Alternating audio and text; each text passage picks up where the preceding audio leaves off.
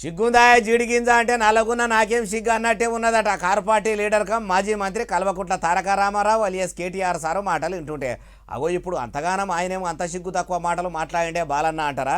నేను చెప్పుడు కాదు, ఖుద్దు ఆయన గారే చెప్తున్నాడు నుండి. అయ్యా కేటీఆర్ సార్ ఇక సురువు చేయండి మీ సుద్దపూస మాటలు. ఈ దేశంలో ఇందిరాగాంధీ గారు ఓడిపోయినారు, ఎన్టీ రామారావు గారు ఓడిపోయారు, కేసీఆర్ లాంటి తెలంగాణ తెచ్చిన నాయకుడు కూడా మన కామారెడ్డిలో దురదృష్టవశాత్తు ఓటమి పాలయ్యారు. నేనే రాజు నేనే మంత్రి అన్న వాళ్ళు చాలామంది వచ్చారు, చాలామంది పోయారు.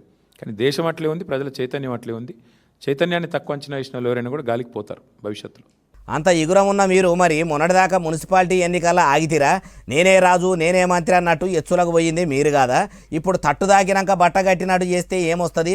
మీ కారు పార్టీ కొన్ని జాగాల్లో ఓడిపోయేందుకు కారణమే మీరని ఒదికు మీ తోడబుట్టిన చెల్లె కవిత మేడమే మొత్తుకుంటూనే ఉన్నది కదా. మరి మీకు పబ్లిక్కుల చైతన్యం గురించి అంత తెలిసినప్పుడు ఎట్లా ఎచ్చులకు పోతారు?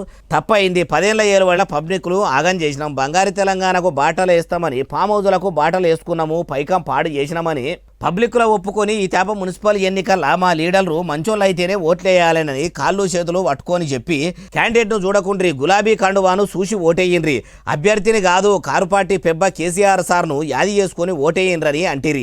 అటు మీ అయ్య కేసీఆర్ సారు 10 ఏళ్ల ఏలువడిలా ఎలగబెట్టింది ఏం లేదా, ఇటు అభ్యర్థులు వార్డులలో సక్కదరంగా చేసింది ఏం లేదని చాలా మంది పబ్లిక్ షెయి పార్టీకే ఓట్లేసిండ్రని అట్లా కూడా రిజల్ట్ తెలిసిపోయింది. అధికారంలో ఉన్నప్పుడే అన్ని మీరు మంచిగా చేసి ఉంటే మూడో పారి కూడా మీ నాయన్నే ముఖ్యమంత్రి అవ్వు. మీ బీఆర్ఎస్ పార్టీ అధికారంలో ఉండు కదా. అట్లా చేయకుండా ఇట్లా మీరు వచ్చి ఎంత మొత్తుకున్నా మిమ్మల్ని ఇక తెలంగాణలో సబ్బండ ప్రజలు నమ్ముడు కష్టమే అంటుర్రు ఈ ముచ్చటిన్నోళ్ళు.